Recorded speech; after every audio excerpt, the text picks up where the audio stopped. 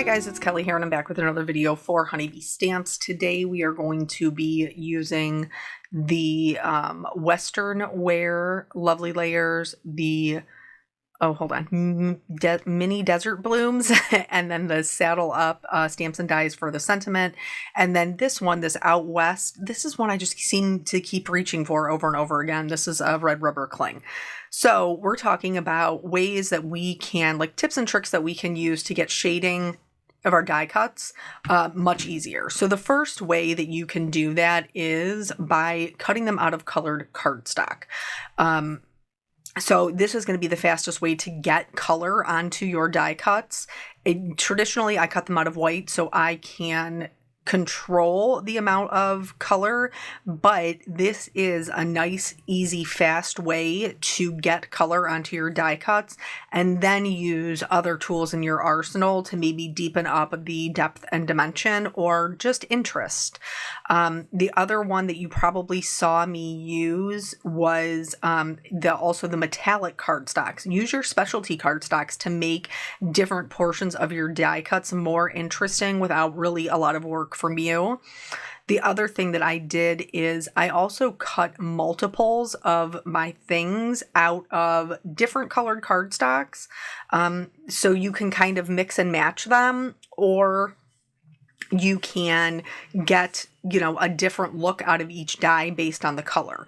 Alternatively, what I've done with my hat and my boots is I've cut all of them out of the same color cardstock, which is another way that you can make sure that they're all going to match, is by cutting them all out of a neutral color and then switching up how you're adding your shading or your detail.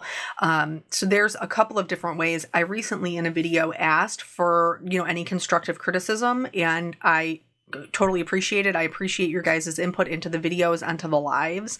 And one of them said, I don't have a lot of alcohol markers, and you traditionally use a lot of alcohol markers, so I don't tend to stick around for the videos because I don't want to watch something that I can't achieve, which I totally get. So I'm using alcohol markers today, but not in the same way that I would normally use them. So another way that you can get it's like an easier way to work with your die cut is, instead of going through and adding the depth and dimension to each individual piece, which is very time consuming, it does give you more control, but sometimes that isn't always what we're going for. Just adhere them all together in the same color family. Like I've cut this one die, this one cacti out of this color, and I'm just going to glue all of these together, and I'm going to add my coloring or whatever technique that it is I'm going to be using after they're already built together. This is a huge time saver, especially for somebody like me who traditionally shades each individual piece, whether that's with alcohol markers or ink blending or colored pencils, whatever medium you're using. It's much more time consuming to shade them individually than it is to shade them once they're all glued together. Again, you're going to get different results from both, but as I tell my children, different doesn't mean bad, different just means different. And so maybe what I'm trying to achieve is different than what you're trying to achieve, and so maybe you're like, I don't care about a lot of depth and dimension. I want it to be interesting enough to look at, but not that it's going to take me 100 years to do. I absolutely understand that there are some times where I just don't have the time to, put as much detail or time into a card as I would like. So knowing these little tips and tricks are nice to be able to incorporate them into your everyday crafting as you need them. It's kind of like when your doctor prescribes you a medication and they say, take as needed. This is the same kind of deal. Going over these little steps that you can use when maybe you're, short on time, or your goal isn't necessarily to have the most realistic cacti. These still produce beautiful results. So here for this one, this is another trick that you can do, which is, it goes back to that cutting the entire thing out of one color of cardstock. I did cut them out of one color of cardstock, but they have flowers on them. So I chose like a light teal color and a light green color, and then we're going to look a little bit later how we can change that up to suit our purposes while still being the huge time saver of cutting it all out of one color of cardstock. This is the larger cacti flower for the one that has a lot of like the pokies on it. It's kind of like in the middle top left. So what's nice about these, because the flowers cut separate than the cacti for a lot of them, it does give you the option to cut out of different colored cardstock and not be wasteful. Like there are some dies that are out there where, you know, everything is grouped together, and whether they work together or not, they all are still grouped together. And so maybe like if you're cutting a person, like you might have to cut their hair out of a neutral, but you don't want their clothes to be that same color, or you're trying to cut their skin tone and their, you know, their clothes are incorporated into that. So these are nice in the fact that they are a little bit more broken up. That isn't the case for all of them, but because the majority of them are, it allows you to be able to use them separately, which I am more bang for your buck. You guys know me. But also to kind of switch up the colors without being too much extra work. It's funny that like Lovely Layers are Honeybee's one of their absolute best sellers, and it's because they're absolutely so well done.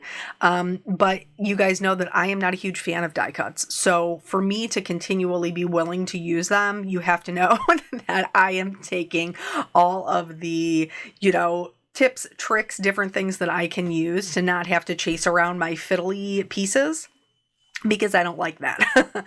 So here we're just finishing up putting together, you know, some of the florals. I didn't show all of the, like, putting the florals onto their cacti. I feel like that's pretty self-explanatory. All the Honeybee Lovely Layers have a layering guide, which I always pull up. You know, you just open it and it's a PDF. So I always pull those up and follow along with them.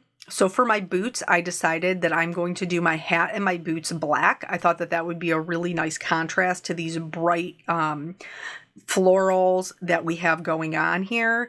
So I'm going to do the majority of my hat and my boot in this gray color, but I am going to bring in those same metallics because it's really going to help add a lot of extra pizzazz to my boots without me, again, having to do too much work at all. So as far as the black goes, when we're coloring something black, we do want to have black in it, but we don't necessarily have just black. We have a lot of different grays and things like that. So cutting this out of like a medium gray allows this color to be my lightest color. And then I can build up the shadows from there. I will say that the other things we are going to use little, you know, shortcuts for kind of, you know, getting that depth and dimension with the shortcut version. For the hat and the boots, I am going to color them with the same 4 colors that I would normally do. And the reason that I'm doing this is another tip, which is you don't have to spend a lot of time on all of the elements in your card. If you spend a lot of time on what is going to be the focal point, which in my case, the way that I'm arranging them, you know, I have the boot and the hat and those are right up front. If I spend the time, you know, with the coloring or ink blending, however it is that you choose to do it, then I don't have to spend as much time with the other pieces because the recipient is going to kind of be captivated by that front focal point and everything else will just kind of fall into line. So for the boot is where I've put those added metallic accents. For the hat, I just did the hat band in that same gray. And then there's a piece that kind of comes up and over, which helps the hat to look like, you know, it's got those traditional curved edges of a cowboy hat. And so those I am going to be coloring just a little bit lighter. So here are the ones that we cut all of them out of the same cardstock. So we have a teal and we have a green. So I'm going to be looking, I'm using my Copic markers. I'm going to be looking on my swatch chart here to see what colors are going to work best with that I can change them to be the colors of flowers. So for the teal, because it is more on the blue side, blue and purple are next to each other on the color wheel. So I know that I'm going to be able to turn those blooms purple with very little issue. Same thing with the green and yellow are next to each other on the color wheel. So I'm going to be able to add yellow to that. Now, that doesn't mean that one color is going to make them perfect. I wanted my purples to match. You see that one that's up in the top left. So because of that, I needed more pink. I had a blue base. I added purple on top of it, which is going to give me a blue violet. And so then I added a pink on top of that to help it match. The same thing with the yellows. I added the orange because I know for my actual yellow shading, I am going to be doing more of a golden yellow. So that kind of mustardy yellow is going to work nicely with that. For this one, I did that same trick where I cut all the pieces, parts out of everything. The bottom portion is supposed to be brown. And so I'm looking for browns that are going to be a little bit darker than the colors that I've chosen to cut my cardstock out of. So for the pink one, I chose an E59, and for the yellow one, I chose an E57. So you just want to make sure that you're going to pick a brown that's going to cover up the color underneath it, but also keep in mind that it will still tint it. So here with this one, I'm not going to do any other shading outside of just filling in some of the leaves a little bit darker. So in this case, I've chose a dark teal, and I'm just going to select some of the greenery to change colors. Same thing with this one. And even just switching that up, not doing a 4-color blend, not any of that. You could also achieve this by cutting the same one out of 2 different colors and then like swapping the pieces so that you were building it with 2 different colors. This one is the first one. We are going to use different colored markers, but we're not going to use them all together. So basically, I'm going to pick a color that matches is in the same color family as my pink. And then I'm going to use the darkest one to color in the entire back die cut. So the biggest layer at the bottom, I'm filling in with the darkest color. And then for the next layer, I am going to fill in with what would be like a mid-tone. And then for the third, I'm just going to add a little bit of shading kind of coming up from the bottom with what would be my lightest color. And this right here is already going to give me a lot of depth and dimension. And it didn't take a long time. It wasn't a lot of color flicking or building of the shadows or anything like that. You're just filling in the different sections, and it saves you the time of having to cut each individual die cut out of a separate piece of colored cardstock. So that way we can just fill them in with the markers and then just move on to the next.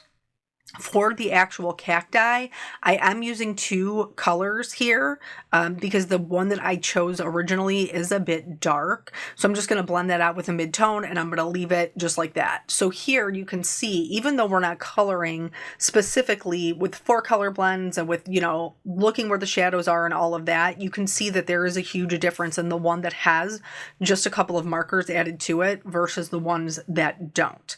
Here, the same thing, the one that's on the, back layer, I'm going to fill in. And then this one has more of like a center piece that is a little bit larger. So for this one, I am going to use flicking. I'm just going to use 2 colors instead of, the 3 or 4 that I normally would. And I'm going to call this one good. For this one, again, I wanted to add a little bit more shadow, so I just went back in with the same colors that I'm using on the other ones because I want them to be matchy. So here, what we are still coloring, we're just applying it differently than the way that I normally would. This more like pinkish corally colored one, I chose to shade with some reds, but I am doing very similar to what I did with the purple one. I'm still only using 2 colors. That back piece is going to get the majority of the darkness, and then the middle is going to get the majority of that mid-tone. So again, this is the same thing that you have seen before. So I think that it's important to show things like this, like the little, tips and tricks, because, maybe, the people, like, as people who are watching it, like maybe Sarah's going to leave with, oh, like tip 1 and 7 were really helpful to me. And maybe Mary's going to leave with tip, 2 and 5. And those were really helpful to her. And I think that, just seeing all the different ways that you can kind of take the shortcuts to get the dimension without having to be a full-blown colorist like I am, and starting from white cardstock and, being more comfortable using really dark colors. I find that using the colored cardstock really is much easier to approach for most people, because it's not like that clean white sheet of paper syndrome where you just can't bring yourself to put pen to paper because it's pristine. The colored cardstock, I think, makes us a little bit more courageous in adding our colors to it. So while I did show you the majority of the coloring of all the different things, I didn't necessarily use all of these in the final card. I did use quite a bit of them, but not all of them. So this, putting the little desert blooms in the little cowboy boot, I think is adorable. I've seen several other, I think they even showed it in the, what do you call that? It's not an is it an advertisement? I guess maybe. But anyway, they showed it as one of the examples on the website of how that they would work together. But I've seen some of my other design team members do it as well. It's super fun, and it's a nice way to make the Western wear set a little bit more feminine by bringing in these really vibrant blooms. Alternatively, you could leave the blooms off and just use the cacti. The blooms aren't required to finish out the lovely layer set, which I really, really like. Like I said earlier, it means you can use them separately, and I totally appreciate that.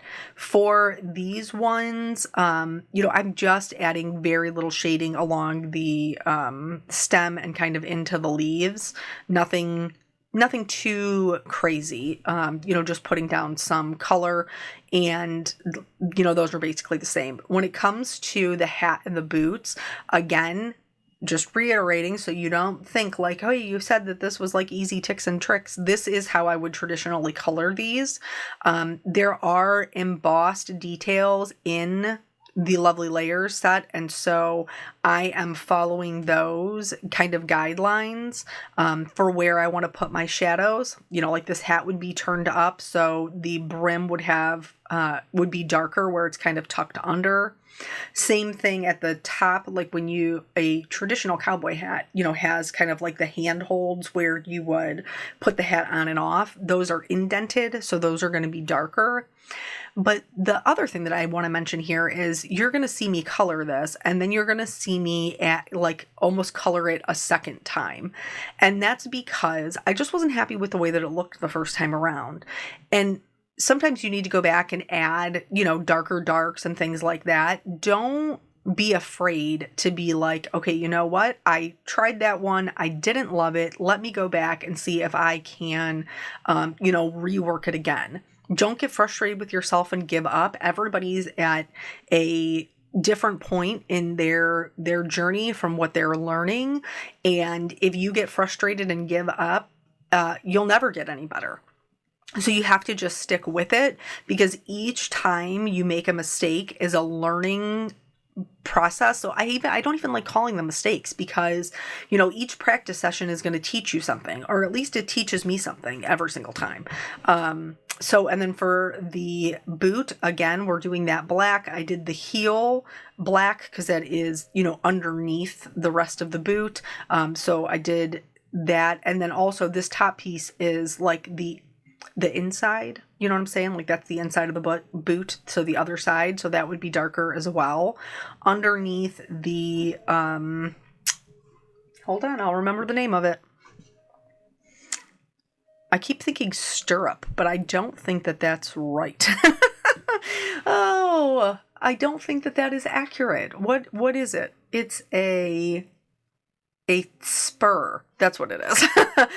So underneath the spur, like it would, add some shadows there, and then kind of underneath the area where that metallic, like decorative pieces, because that is raised.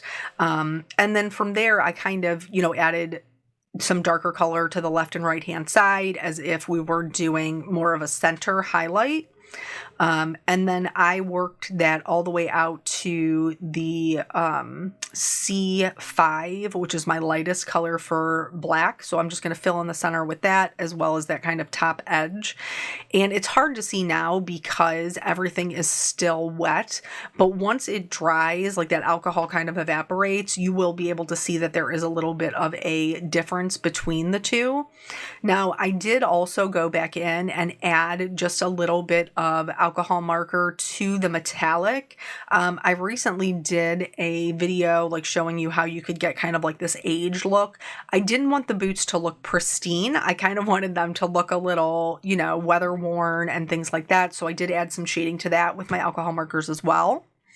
And then for this out west, I wasn't sure if I wanted to stamp it down and have it like bold in the background, or if I wanted to have it a little bit lighter and kind of setting the mood. And so I did them both ways. So I'm going to stamp it once in the creative black ink, and I'm going to stamp it at full strength. And then I'm going to remove that piece of cardstock, and I am going to grab a second piece of cardstock and do what we call second generation stamping. And that second generation stamping is going to be significantly lighter. It's going to be almost like a pale gray. And this is the one that I actually ended up going with. I did try them on, I tried it on both backgrounds, and I liked it on the paler one better. For my sentiment, I chose the Wild Hearts Can't Be Tamed because I thought that went with the flowers really nicely. Another one that's really good from the Saddled Up Sentiment set for something like this is Boots, Lace, and a Whole Lot of Grace. So if you have, a female that you'd be sending this to, not that, males can't enjoy desert blooms, of course they can, but this does have a tendency to lean more toward the feminine. So then here I'm going to use that die to cut those out, and then I'm going to start building my card. So I trimmed that background down to just 1/8 of an inch smaller than an A2 size card so that I could mat it in black. And then I'm going to start building my dies. And you can use press and seal to kind of hold them in place. I do kind of like a mix of adding glue and pressing it down, and then picking it up and adding more glue and pressing it down. So basically I got them kind of all where I wanted them to go, and then I'm going to start gluing from there. So this one, obviously we have not had a lot of time for story time because we've been talking about all of our different tips and tricks that we could use. But I think of the last time that we chit-chatted, I did tell you guys about Peanut's guitar going well and the Little Jelly Beans dance. And so a lot of you reached out and you were like, I was a dance mom. She's going to love it. Which I totally appreciate your input. It does seem to really love it. We were able, because they told us, which I thought was really stand up of them. She was like, listen, don't spend a ton of money on this because they grow so fast at this age. So she actually told us that the Target in the neighboring city had a really small dance section because I guess dance shoes are different sizes, but based on from regular shoes. So she's like a 9 in regular shoes, but it turns out after we went and tried a bunch on, she's actually an 11 in dance shoes. So that was good. I'm glad that they gave us the heads up on that because then we could actually go and try them on and see. We did end up finding her tights there as well because she is off the charts tall for her age. So we kind of had to get some, I got one that's maybe closer to her actual size, but she's right on the border of being up into the next size. So I just bought both of them because I figured, in a month or whatever, I'm going to be mad if I have to hunt it down and I don't have it. So the leotards I did have to buy online. She keeps calling them her gymnastic suits, which is adorable. So we got all of that, and we are ready for our next week of ballet, tap, jazz, whatever they got going on. So to bring the whole card together, you guys know I love the detail work. I did add some clear shimmer to my flowers, and then I'm just adding some detail with my white gel pen. I added the stitching on the boot and, you know, filled in the embossed dots along the top for that detail.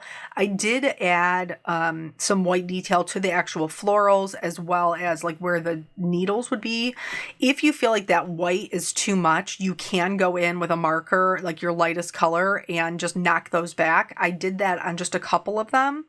And then we've talked about in previous videos, like how we like to have grounded images so they aren't just floating out in the nethers. So that's what I'm doing here. I've chose the cool grays, and I'm just going to add some shadows underneath just to keep them grounded all the way out to that C1. For the sentiment, I like my sentiments kind of tucked in tight. Not everybody does. So I am going to cover up just like one or two of the blooms. I'm fine with that.